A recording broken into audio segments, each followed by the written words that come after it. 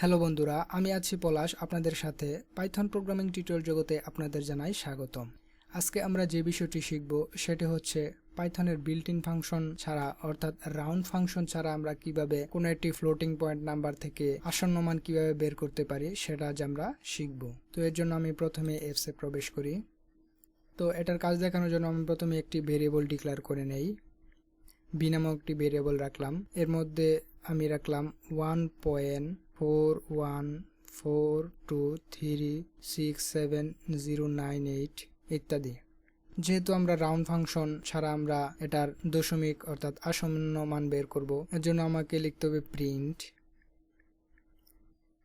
ফাংশনের ভিতরে লিখতে হবে সিঙ্গেল কোটেশন বা ডাবল কোটেশন দিতে হবে। আমি দিব ডাবল কোটেশন।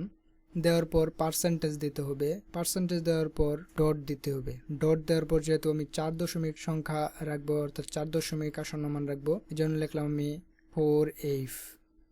এখানে f হচ্ছে ফ্লোটিং নাম্বার, তার মানে f হচ্ছে ফ্লোট মানে দশমিক। তারপর আবার পার্সেন্টেজ ডাবল কোটেশনের পর পার্সেন্টেজ দেওয়ার পর আমরা যে ভেরিয়েবলটা নিয়ে কাজ করছি সেই ভেরিয়েবলটা এখানে দিতে হবে। অর্থাৎ এখানে আমি কি লিখলাম, প্রিন্ট ফাংশনের ভিতরে লিখলাম ডাবল কোটেশনের ভিতরে, আপনারা সিঙ্গেল কোটেশন দিলেও পারবেন। তো আমি ডাবল কোটেশনের ভিতরে লিখলাম পার্সেন্টেজ ডট 4f।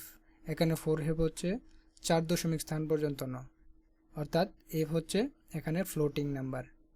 তাহলে 4 দশমিক স্থান পর্যন্ত এখানে হয়ে গেল। যেহেতু আমরা এই ভেরিয়েবল থেকে বের করব, এজন্য পার্সেন্টেজ বি দিতে হবে এই ডাবল কোটেশনের বাইরে, পার্সেন্টেজ বি। তাহলে আমি আউটপুট দিয়ে দেখি কি আসে। তাহলে কি আসলো, 4 দশমিক স্থান পর্যন্ত এখানে আসলো, অর্থাৎ 1.4142। এখন আমি দেখাবো, অর্থাৎ আমি এখানে কোনো ফ্লোটিং পয়েন্ট নাম্বার রাখবো না। তার মানে কি 4 এর জায়গায় 0 দিয়ে দিতে হবে। তাহলে এখানে কি আসবে, অবশ্যই 1 চলে আসবে আউটপুট। তাহলে কি চলে আসছে, 1 চলে আসছে। তার মানে কি এটা একটা ইন্টিজার নাম্বার হয়ে গেল, অর্থাৎ পূর্ণ সংখ্যা হয়ে গেল। তো এভাবে আমরা এখানে আমাদের ইচ্ছা মতো অর্থাৎ বিল্ট ইন ফাংশন ছাড়া আমরা কিভাবে এটা তৈরি করলাম সেটা আজ আমরা দেখলাম। আমাদের ইচ্ছা মতো এখানে আমরা দশমিক সংখ্যা রাখতে পারি, তার মানে আসন্ন মান বের করতে পারি। তো দেখা হচ্ছে আবার অন্য কোনো টিউটোরিয়ালে। তো এতদিন পর্যন্ত ভালো থাকবেন, সুস্থ থাকবেন, ধন্যবাদ।